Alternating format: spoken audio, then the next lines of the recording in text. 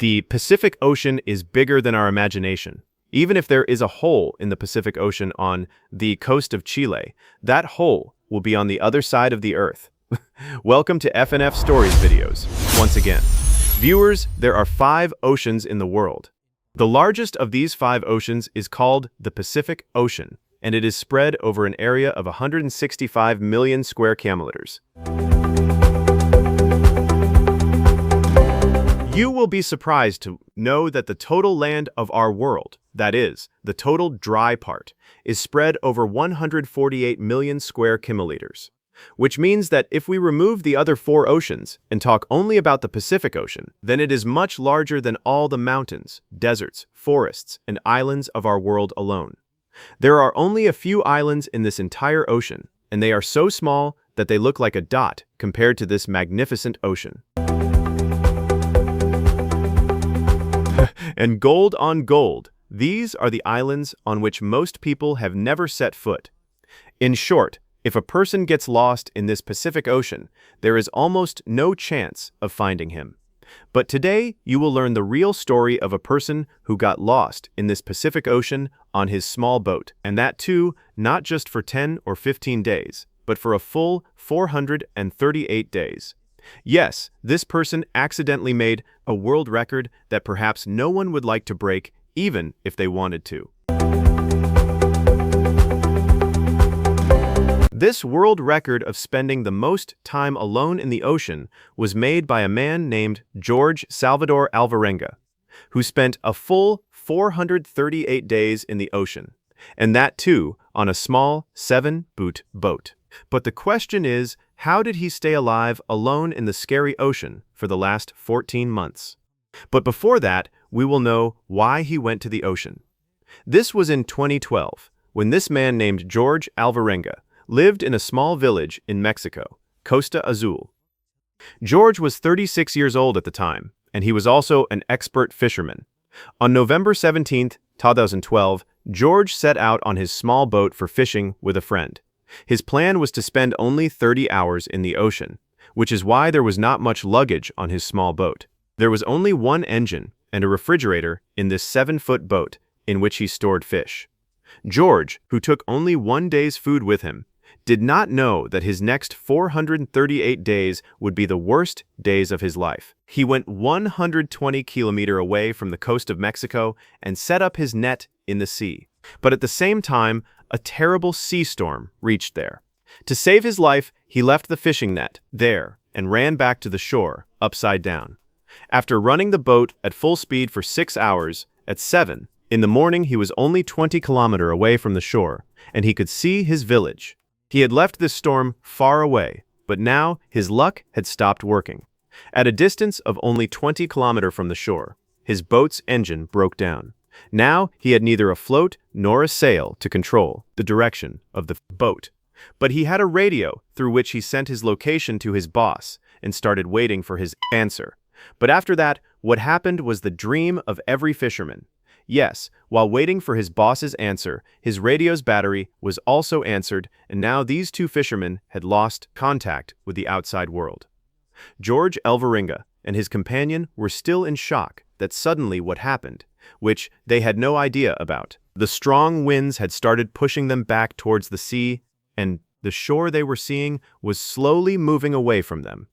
His boss also made a search party and found them in the Pacific Ocean, but now it was too late, because as the days passed, it was considered very difficult for George and his companion to survive. 5 days had passed since this incident, and the winds had pushed George's boat 450 km away from the shore. They had reached such a part of the sea where only water was visible in every direction. They knew that their boat was so small that it could not be spotted from a distance. Neither did they have a flare gun, nor could they set it on fire and give a smoke signal. That is, George. Alvarenga and his companion were well aware that their chance of survival was now less than 1%. The food they had brought with them had already finished, so now to fill their stomachs, they started catching those birds with their own hands, who would come and sit on their boat or catch the fish around the boat and eat them raw. Drinking salty seawater can kill a person, so they started drinking rainwater in plastic bottles floating in the sea. But when it didn't rain for many days, they would drink the blood of fish and turtles to quench their thirst, and that too when they were successful in catching them. Days passed and then months. It is difficult for us to imagine the mental torture they were going through. In the end, George Alvarenga's companion could not bear this torture, and after 4 months, he committed suicide. Now George had no one to talk to on this small boat, and he fell all around and started living alone in this sea. If you look at the map, according to an estimate, now George was present in this part of the Pacific Ocean, and it is considered to be the quietest part of the world. Even cargo ships pass through here sometimes. It had been more than 6 months since he left the coast of Mexico, and during this time, George had lost his companion, so he was very frustrated. One day, George saw a cargo ship passing in the distant sea. In the last 6 months, he was looking at the first ship, and as soon as he saw this scene, his hope of survival began to awaken again. George pointed towards the cargo ship in every way. But unfortunately, the ship's crew did not see this small boat, and as soon as he saw it, his hope of survival was washed away once again. Imagine that after fighting death every day in the middle of the sea, when you finally get the support to save your life, and he also ignores it and leaves. How will it feel? After 11 months, George had traveled 8,000 kilometers on his small boat. His clothes were torn, and he had only one undervest left to save himself from the sunlight. Finally, the time came when fate was kind to George. On January 30, 2014, that is, after 14 months, George saw coconuts floating in the water nearby. He understood that an island has come near where the coconuts are floating in the water, broken by the trees. After a while, he really started seeing an island. He was afraid that this island would also be missed somewhere, so he jumped into the water and swam to the island. In the last 14 months, George had stepped on land for the first time, and when he reached the island, he saw a small beach house in which the local was present. In the last 438 days, George had contacted another person for the first time. This island was a remote island of the Marshall Islands, which is called Ibn Atoll. And this island is 11,000 kilometers away from George's starting point. It was also George's luck that he had reached a small dot in the sea near the island. Otherwise, if George had missed this island, then the next stop would be in the Philippines, which is also 5,000 kilometers away from this island.